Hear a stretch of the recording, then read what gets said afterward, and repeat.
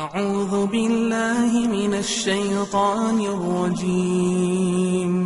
بسم الله الرحمن الرحيم.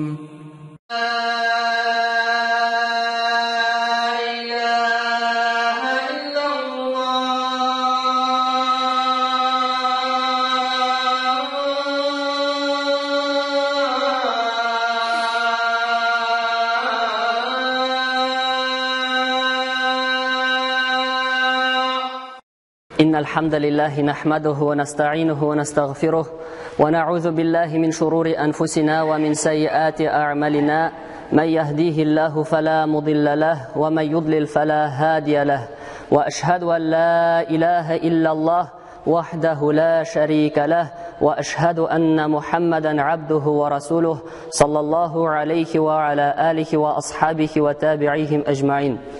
Barcha maqtov danlovlar, hurmatlovlar, barcha tubanchiliklar Alloh taolaga gina tiyishli. Biz anig'ina maqtaymiz, annangina yordam so'raymiz, annangina yorliqovni yolvoramiz. Nafslarimizning buzuqligidan, g'amallarimizning nasharidan biz Alloh taolaga sığınamiz. Kimni Rabbimiz o'zining keng rahmati va marhamati bilan to'g'ri yo'lga ko'ndirsa, ani hech kim adashtirmas.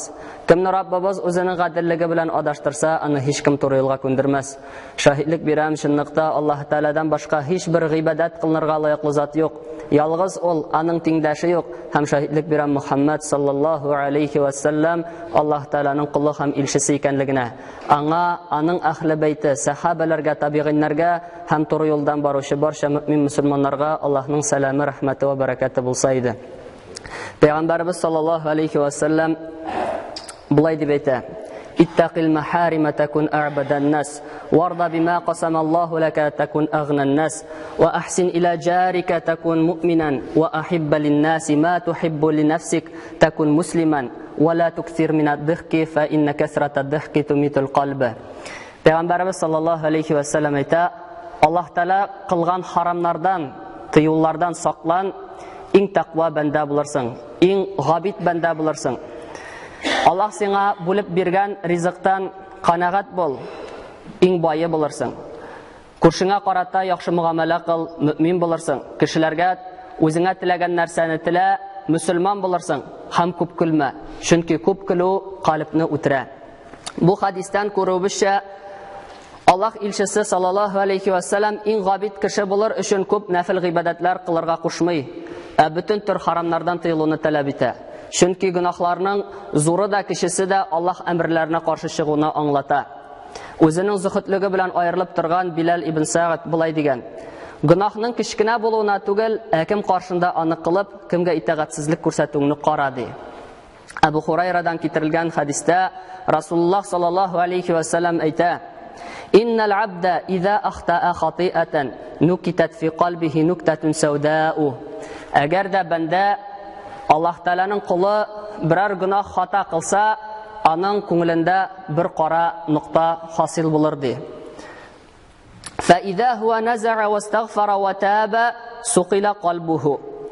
Magar shusha gunohdan tiyilib, Alloh taoladan qo'rqib, tavba etsa, tavba istig'for qilsa, aning qalbi yangadan poklanir.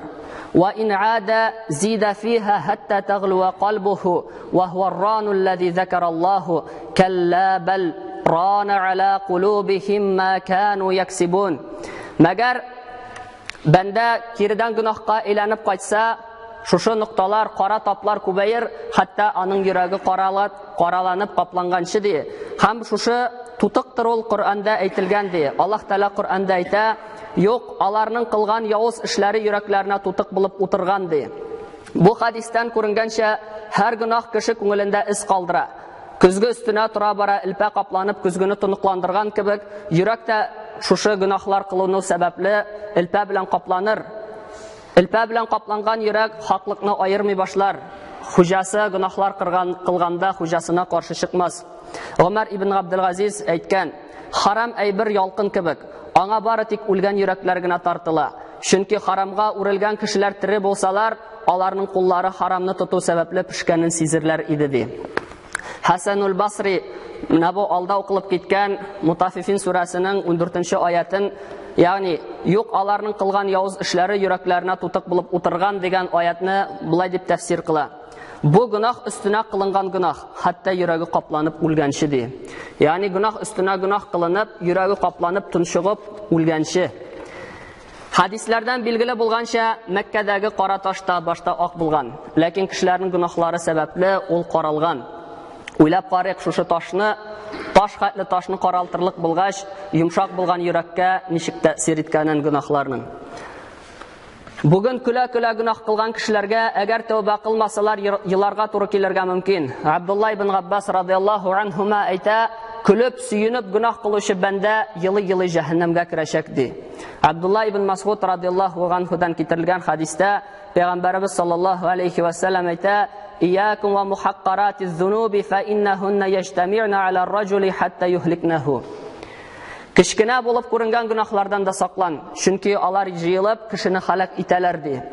Sonundan Peygamber sallallahu aleyhi ve sellem şuşuna bir misal getirdi. Ve inne Resulallah sallallahu aleyhi ve selleme daraba lehunne meselen kemeseli kavmin nezalu arda felatin fehadara sani'ul kavmi fece'aler raculu yantaliku feyeci'u bil'udi ve'l-raculu yeci'u bil'udi hatta cema'u sevaden fe'eccecu naran وَاَنْدَجُوا مَا قَذَفُوا ف۪يهَا.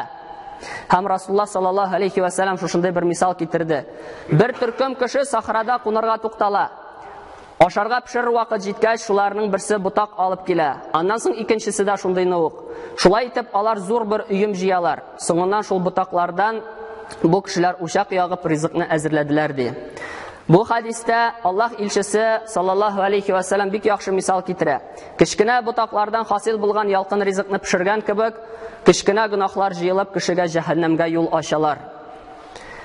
Kişi qay vakit işinin asılın anlamışa, günah kişkine deyip uylar, meğer ol günah Allah karşında zor bulurga mümkün. Kişi uylamışa birer söz aytır, bu sözge ol ahamiyet de birmez.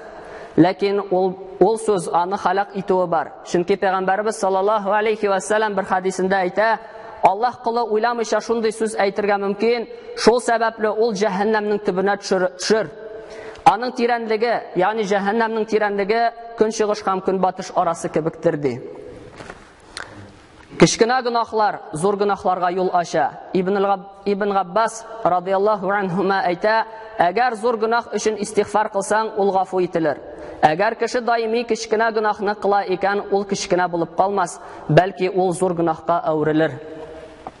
Abu Hafs Umar ibn al-Hattab radıyallahu anhu'nun şuşunday sözleri var.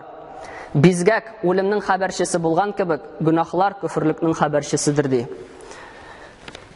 Şuna göre Müslümanlarda günahlarga salqın qarau, alarga qarata bitaraflık kibik şir tamır jayırga tiyiş tugul. Mümin har bir tıyılgan aybirdan yıraga ayırga tiyiş, kişkinegine bulsa da. Abdullah ibn Mas'ud radıyallahu anhu ayta, mümin günahların mine üstüne kilip düşürge turgan tau kibik güzallar. Buzuq kişi günahların burununa oturgan şibin kibikkine көрür. Yani ana bir de ahamiyet vermezdi. Allah ilçesi sallallahu aleyhi ve sellem'in sahabeleri şunday idi. Hasanul Basri alarını bulay dep iske algan. Allah ilçesinin sahabeleri birer işini yaxşı dep tapsalar, anı işliler idi. Hatta ol bir kişkinegine bulsa da. Hem alar birer işini naşar dep tapsalar, bir kişkinegine bulsa da anı kaldıralar idi diye.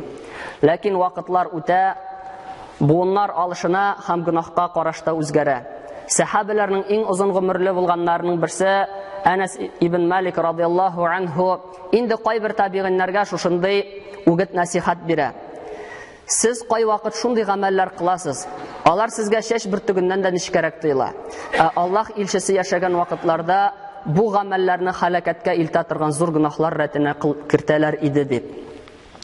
Günahlar kişiге bik naşar təsir ite. Alar savaplarının yuğaluğuna, көңілнің pişiranуына, uyalşanlıqның yuğaluğuna.